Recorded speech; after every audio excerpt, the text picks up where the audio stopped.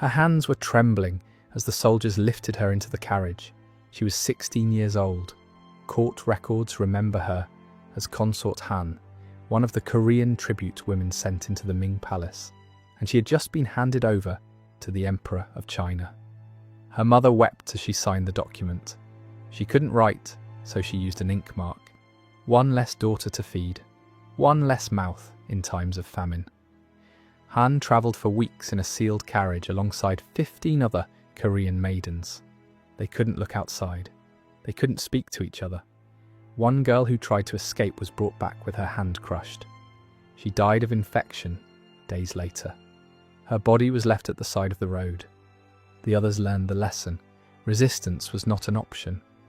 When the gates of the Forbidden City closed behind her, Han discovered that serving the Son of Heaven had nothing to do with honour. She would live 16 years inside those walls. She would watch an entire harem disappear in a single night. She would beg to see her mother one last time, and she would die in white silk. Subscribe if you're new, and leave a like if you want us to keep unearthing these stories, because what comes next is worse. Han's story began the way tens of thousands of others did, with a system designed to harvest young women like crops. When people think of Chinese imperial concubines, they imagine something elegant. Beautiful women in embroidered silks writing poetry, a life of luxury serving the most powerful man in Asia. That image is propaganda. The imperial concubine system existed for over 2,000 years. During that time, tens of thousands of women disappeared behind the red walls of the Forbidden City. And what most people don't understand is this: concubines were not wives. They weren't considered human under imperial law. They were classified as precious objects, literally equated to porcelain vases.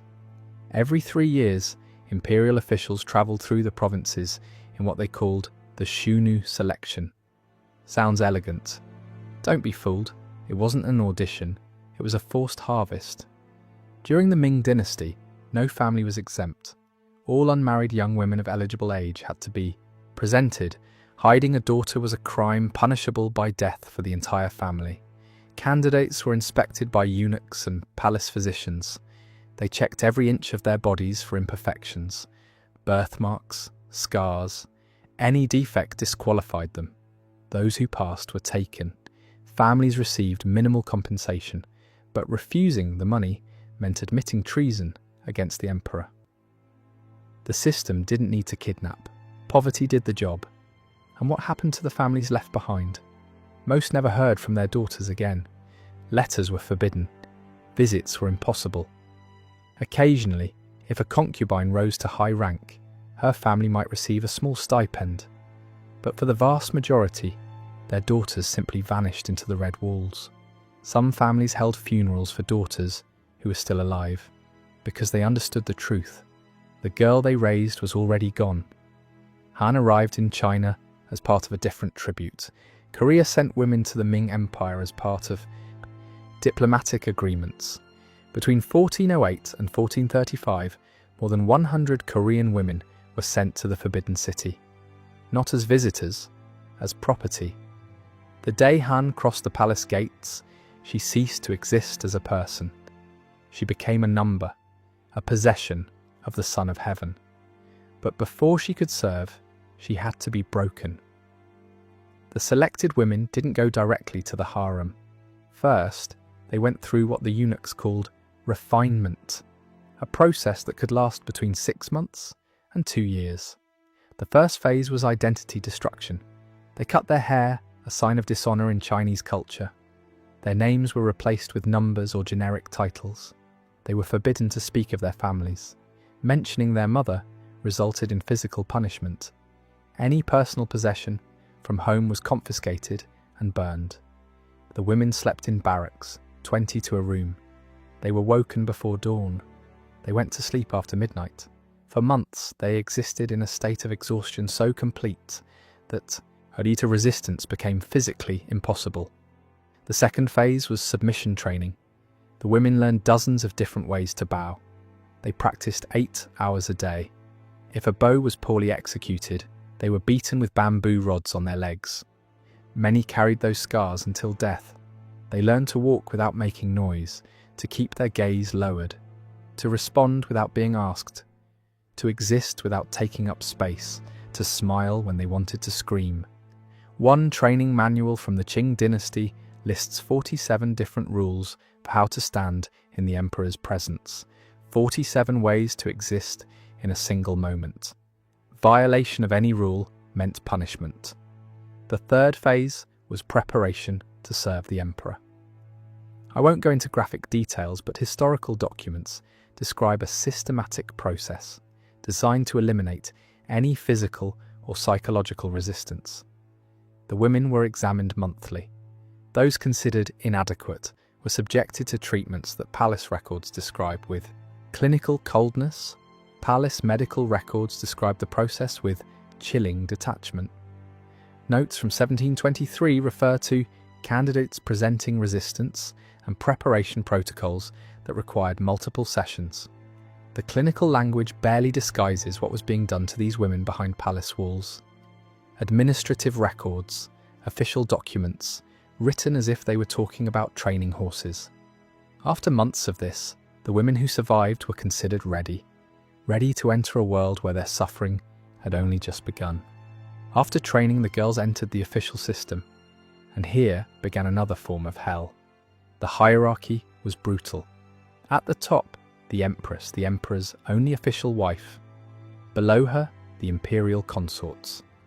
Then high-ranking concubines divided into multiple levels. And at the bottom, common concubines, sometimes hundreds of them.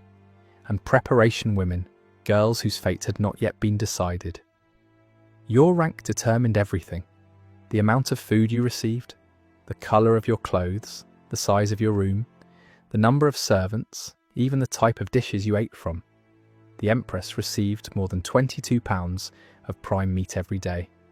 A low-ranking concubine received barely 4 pounds, and often not even that, because provisions were stolen by corrupt eunuchs before reaching the kitchens. Many low-ranking concubines suffered from malnutrition. Their teeth fell out, their hair thinned. They aged decades in years, and the cruelest irony, their declining appearance made them even less likely to be summoned. It was a downward spiral designed into the system. The emperor didn't visit his concubines. They were summoned. Every night, a eunuch presented the emperor with wooden tablets bearing the names and portraits of available women. The emperor pointed to one, and then the ritual began. The chosen concubine was taken to the bathing palace. Female eunuchs bathed and prepared her. But they didn't dress her again. They wrapped her in a silk blanket like a package, only her face visible. Why? Because a clothed woman could hide a weapon. 2 eunuchs carried her to the imperial chambers. They unrolled the blanket at the foot of the bed, and the concubine, without any clothing, had to crawl toward the emperor without raising her eyes. And here's what almost no one knows. A chief eunuch remained in the room throughout the entire encounter, behind a screen, but present. His job was to keep time. After exactly 30 minutes, he announced loudly, "Time to preserve the golden essence of the Son of Heaven." The emperor had to finish immediately. If he didn't finish in time, the eunuch would enter and physically remove the concubine. After each encounter, the woman was examined by an imperial physician who recorded every detail. Why? Because if she became pregnant, there needed to be absolute proof that the child was the emperor's. But here's what made the system truly perverse. Most concubines were never summoned, not once, not ever. There were hundreds of women in the harem, sometimes over 1,000. The emperor might summon 1 or 2 per week. Do the math. A concubine could spend her entire life, decades, waiting for a call that would never come. Aging in silence, watching younger girls arrive, knowing that her only purpose, the only reason she was taken from her family, would never be fulfilled. And yet she couldn't leave, couldn't marry, couldn't have children with anyone else. She was property in permanent storage. With nothing to do but wait, the women turned on each other. The imperial harem wasn't just a prison, it was an arena. Hundreds of women, all competing for the attention of one man. all knowing that a single pregnancy could change everything, or destroy everything. The result was a hidden war that lasted centuries. Concubines poisoned each other's food. They bribed eunuchs to remove rivals from the selection tablets. They spread rumours designed to make other women fall from favour. Historical records document cases of women slipping abortifacients into pregnant rivals' tea. If the baby died, so did the mother's chances. Centuries before the Qing, the same logic already ruled the palace. Empress Wu Zetian, one of the few women to ever rule China in her own name, allegedly strangled her own newborn daughter and blamed a rival concubine. That concubine was executed. Wu rose to become empress. This is disputed by historians, but the fact that it was believable tells you everything about the harem's culture. The violence wasn't always physical. Psychological warfare was constant. Senior concubines tormented juniors. Favourites were isolated and undermined. Alliances formed and shattered based on who the emperor looked at during dinner. One account from the Qing dynasty describes a concubine who spent 3 years pretending to be friends with a rival, only to testify against her when the empress launched an investigation into disloyalty. The rival was demoted to servant status. Her children were taken away. This wasn't cruelty for its own sake, it was survival. In a system where women had no power except through the emperor's favour, destroying your competition was the only strategy that worked. The tragedy is that the system turned victims into perpetrators. Women who had been kidnapped, trained, and dehumanised learned to do the same to others, because the alternative was being destroyed first. And if a concubine somehow survived the warfare and caught the emperor's attention, if she became pregnant, that's when the real nightmare began. Here's the truth no one expected. Getting pregnant was the worst thing that could happen to a low-ranking concubine. Common logic would say that a child of the emperor would elevate her status, but reality was crueler. A pregnant concubine was isolated in the most remote palaces of the Forbidden City. She spent 9 months under constant surveillance. She couldn't receive visitors. She couldn't send letters. She couldn't walk through the gardens. And when the baby was born, it was immediately separated from its mother. If it was a boy, he was handed over to wet nurses and raised far from his biological mother. She could see him perhaps once or twice a year, supervised by eunuchs without permission to touch him. If it was a girl, many times she simply disappeared. Imperial records didn't bother to document the fate of low-ranking concubines' daughters. There are documents describing women so desperate to avoid this cycle that they secretly consumed abortive herbs. They preferred risking death rather than bringing a daughter into that system. And if a son died, the mother was often blamed, accused of negligence, sometimes accused of murder. Even when children died of common illnesses, the mother could be demoted, exiled to remote palaces, or worse. One concubine during the Qing dynasty lost 3 children to smallpox. She was accused of having poisoned karma and spent her remaining 40 years confined to a single room, forbidden from seeing any other member of the imperial family. Her crime was burying her children. Her punishment was dying alone. But as cruel as daily life in the harem was, nothing prepared the women for what happened in 1421. In 1421, Emperor Yongle had just inaugurated the Forbidden City. It was the peak of his power. And then, a rumour destroyed thousands of lives. One of the emperor's favourite concubines was found dead. Officially, she was declared poisoned. But rumours said something else. They said she had taken her own life after an affair with a palace eunuch, and that the reason was the emperor's impotence. Yongle went mad, humiliated, paranoid. He ordered an investigation. But he wasn't seeking justice. He was seeking to silence everyone who might know the rumour. In a single night, 2,800 women of the harem were executed. Not just concubines. Also servants, cooks, laundresses, any woman who might have heard something. The method was death by 1,000 cuts, a form of execution designed to prolong suffering. The executioners were told to make it last. Some victims took hours to die. The screaming could be heard throughout the palace complex. Girls as young as 12 were included in the massacre. Women who had served the palace for decades, pregnant concubines. It didn't matter. Anyone who might have known. Anyone who might have talked. By dawn, the courtyards had to be washed with buckets of water carried from the palace wells. The same wells where, in later years, so many women would choose to end their own or lives. There is no official record of this event in imperial documents. The Ming court erased it from history, but the testimony of Lady Kui survived, a concubine who was outside the palace that night, visiting a sick relative. She escaped the purge by accident. Years later, Lady Kui dictated her account to a Korean envoy.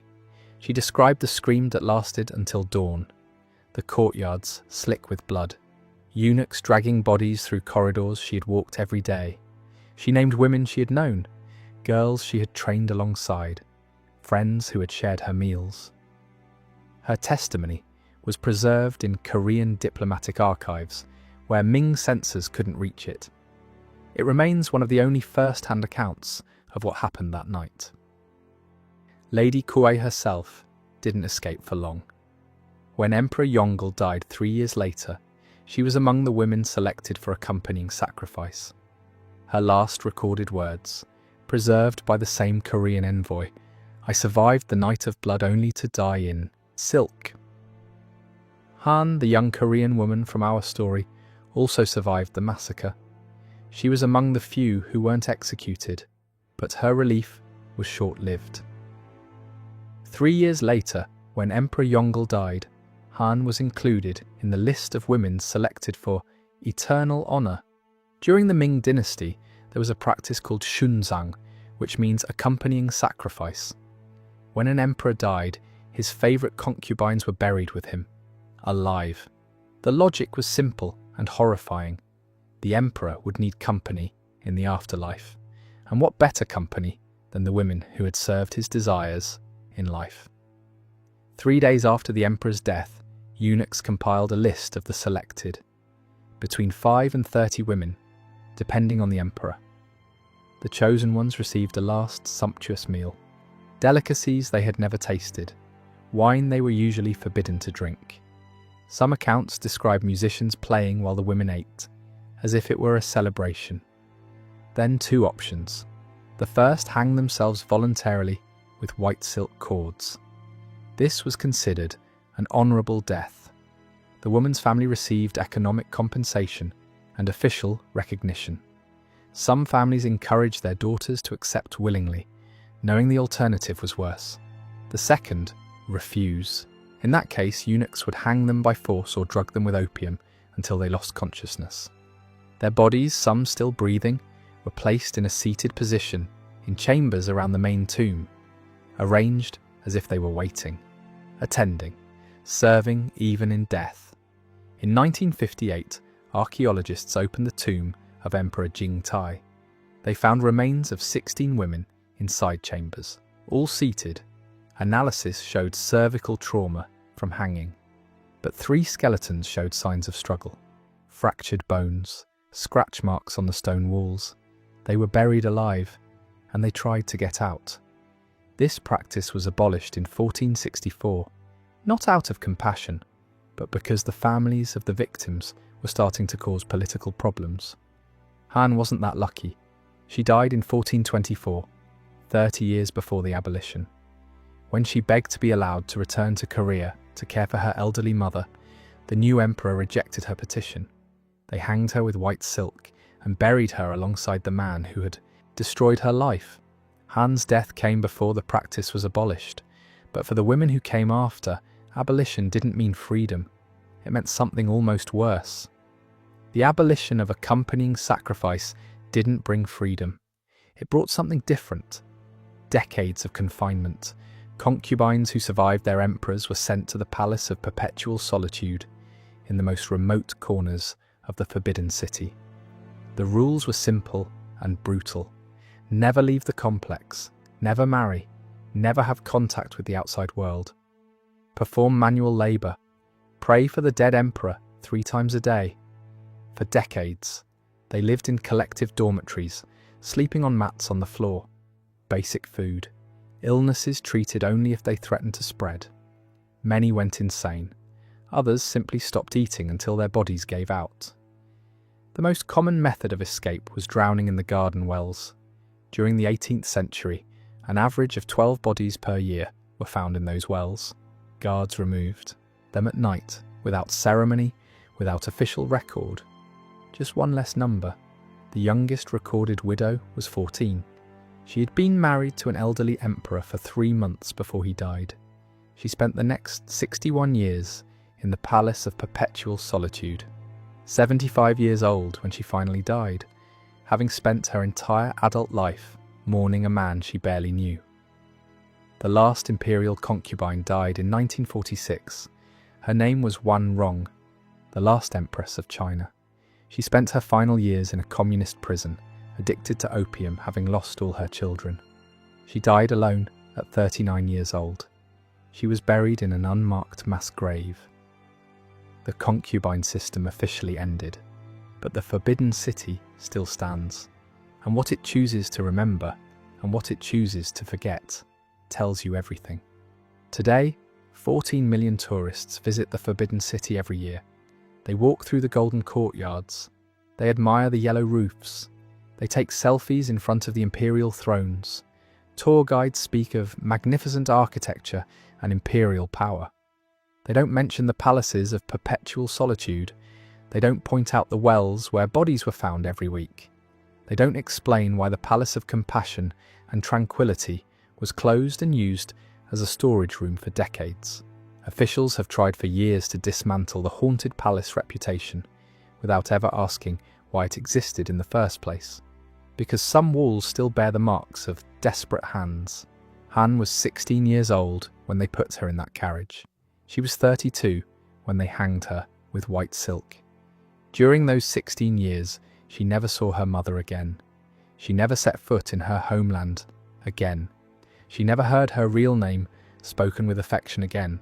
She was sold as tribute, trained as an object, used as a vessel, and buried as an accessory. And she was just one of tens of thousands. Historians estimate that over the 2,000 years of imperial China, more than 100,000 women passed through the concubine system. Most of their names were never recorded. Most of their stories were never told. They existed as numbers in ledgers, as bodies in tombs, as ghosts in palaces that tourists now photograph for Instagram. Modern China prefers to celebrate its history without examining the human cost. It's uncomfortable to admit that the civilization that invented gunpowder and the compass also perfected the industrialization of female suffering. But silence doesn't honor the victims. Forgetting doesn't bring justice. The walls of the Forbidden City still stand. The stones still remember. And now you remember too. If you made it this far, let me know in the comments which part of this story impacted you most. And if you believe these stories deserve to be told, subscribe, because there are more buried truths waiting to come to light.